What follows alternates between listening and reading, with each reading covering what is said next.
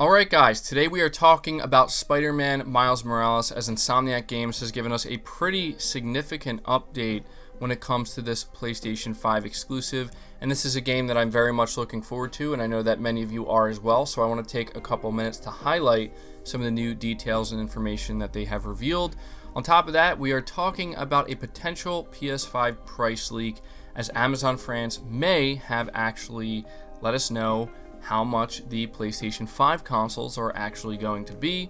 I know I'm a little bit late to this one, but I think it might still be worth highlighting here, at least briefly. And finally, we're talking about Cyberpunk 2077. Not only did the game recently get delayed, but CD Projekt Red has confirmed that the game will be playable through backwards compatibility, which maybe gives us a little bit of a hint as to when we can expect the PS5 to launch, maybe which month. And on top of that, more importantly, they did let us know that the upgrade that will be coming for the next-gen version of the game for the PS5 will in fact be free, just like the Xbox version. So yeah, definitely some exciting stuff here. So before we go any further, if you could do me a big favor, make sure you hit the like button to show your support and help the video out, and hit the subscribe button as well so you don't miss any future content. And I want to let you know that tomorrow, Sunday at 12 p.m. Eastern, I will be hosting the next episode of Press X Podcast live here on the channel, and we're going to have a lot to talk about and discuss, so I hope to see you here. Your support recently for the podcast has been absolutely incredible, so thank you so much for that. But getting into the information here for Spider-Man Miles Morales, there's a new blog post up, and this is what Insomniac had to say. Let's set the scene for the game a little more. It's now wintertime, about a year after the events of the first game. Marvel's New York is covered in snow, and just before Christmas break, a war between an energy corporation and a high-tech criminal army has broken out. Miles' new home in Harlem is at the heart of the battle. It is worth noting that earlier in this blog post, I didn't want to read every single thing here because it's pretty lengthy. They did confirm that Marvel's Spider-Man Miles Morales is in fact a standalone game, and this is important to highlight because some people are still a little bit confused, but it's officially a standalone game. Goes on to say here, we know a lot of you want to know how big the game is. Our team at Insomniac has been working incredibly hard to bring you a fantastic Miles Morales adventure since we concluded development on Marvel's Spider-Man. You'll experience a full story arc with Miles, one that's more akin to a game like Uncharted Lost Legacy in terms of overall scope. Marvel's Spider-Man Miles Morales is an important, heartfelt, emotional, and essential experience to expanding the Marvel Spider-Man universe, and we hope it will be for you as well. So what they're basically trying to let you know here is that this is not a full-blown $60 sequel. I think most of us already know this, but it's important that we highlight they are making this crystal clear, and in my opinion, they're also letting us know that it's going to be most likely a $40 title, especially because they are relating it to Uncharted Lost Legacy, which I believe was also $40. So when this does release, I'm assuming day and date with the PlayStation 5, it will be a $40 title, and I think it's going to sell incredibly well, and I think it's going to do a good job moving PS5 units, but it sounds like it's going to be a pretty lengthy game. I know it's not going to be as long, obviously, as the original Spider-Man on PS4, but to me, it's just exciting to be getting a new Spider-Man experience, especially on the PlayStation 5 so soon, so I'm very happy about that. It also goes on to say that we are excited for the game to demonstrate the power of PlayStation 5 this holiday. Marvel's Spider-Man Miles Morales will show off near-instant loading, ray tracing, 3D audio, and the DualSense controller. We've upgraded our characters with 4D scans and improved skin shading for a more realistic-looking character, and spline-based hair that moves far more naturally. Many of the city's assets have also been updated to take advantage of the new console. As you experience Miles' story, you'll see, hear, and feel things in a whole new way, all thanks to PS5. I know this is coming off a little bit redundant when we hear each of Sony's first-party studios who are currently making a PS5 game and talking about it, saying the same things, but make no mistake, these are massive, massive improvements that you're going to experience that are certainly going to separate your Spider-Man experience on PS5 from your Spider-Man experience on PS4, and I honestly cannot wait to see what the city looks like since it'll be wintertime with snow on the ground. I think it's just going to look absolutely stunning.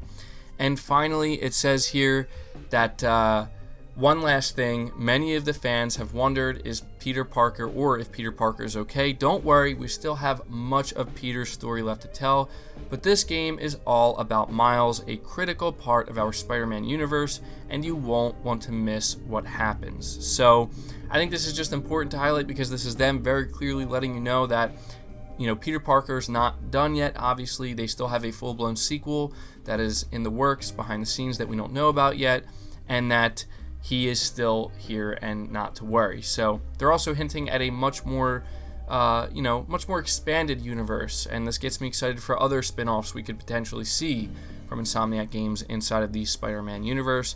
So yeah, I think it's extremely exciting, and I cannot wait for this game. I will be playing it day one.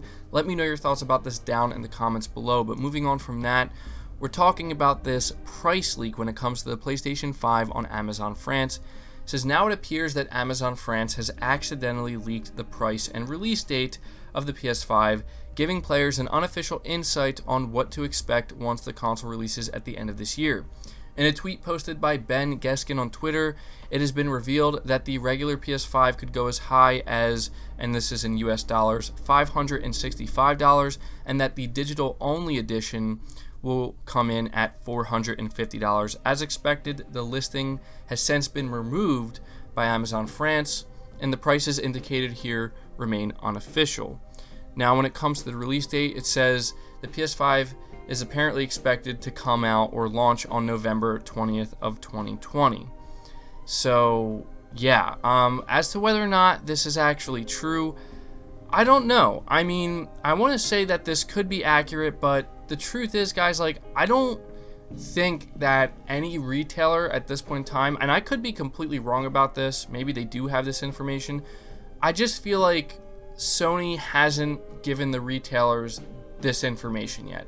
That's why I don't necessarily believe any of the leaks. The reason why I'm highlighting this one is because this is the one I've seen talked about the most, and there are literally people running with this saying this is official or this is confirmed. It's absolutely not.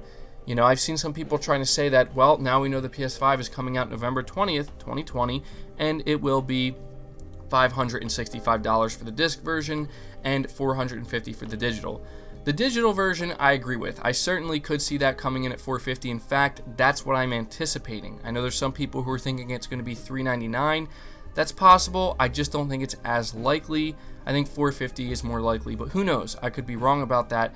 When it comes to the disc version coming in at $565, I don't think that would happen, at least not with US dollars. I could see it being $550, but even then, that sounds a little bit bizarre to me. I'm expecting a $500 price point. I think the general consensus is that that's when we're expecting it. When it comes to the release date, yeah, November 20th sounds like a very plausible date to me, but I feel like you could say any day in November and it would sound plausible because that's traditionally when these consoles launch. So, maybe if I had to guess here, if there's anything that is actually correct, I would say the date. I could see maybe Sony giving them retailers that is a release date, but not the price yet. I don't think Sony's actually nailed down the price, and even if they did, I don't think that retailers would have it yet. But I wanted to take some time to highlight this and just give my thoughts on it because a lot of people have been talking about this and running with it, and we're just going to have to wait to see, guys. I don't know.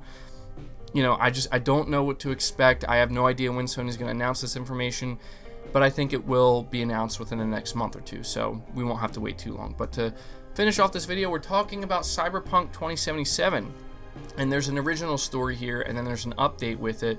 So let's read the original story first.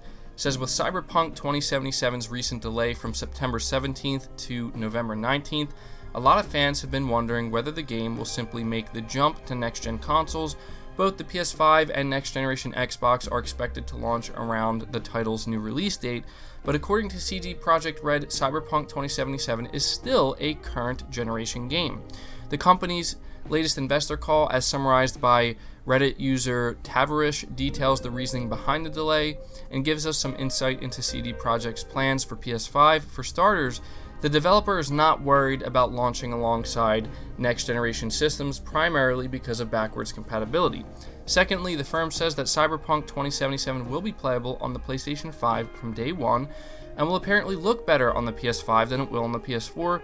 It's unclear whether this means that the game will receive some sort of update on the next-gen machines, or whether the point simply refers to the jump in hardware power. In any case, Cyberpunk 2077 will be getting a more robust update in 2021, supposedly adding all of the next-gen bells and whistles that you would expect.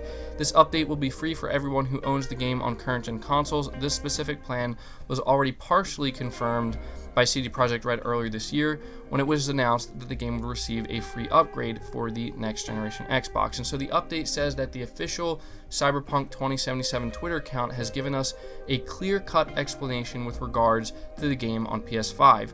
We are happy to confirm that Cyberpunk 2077 will be backwards compatible with both next-gen consoles. Your PS4 copy of the game will work on the PS5 launch day, and the account continues. A later upgrade to Cyberpunk 2077 taking full advantage of the next-gen hardware will be available for free.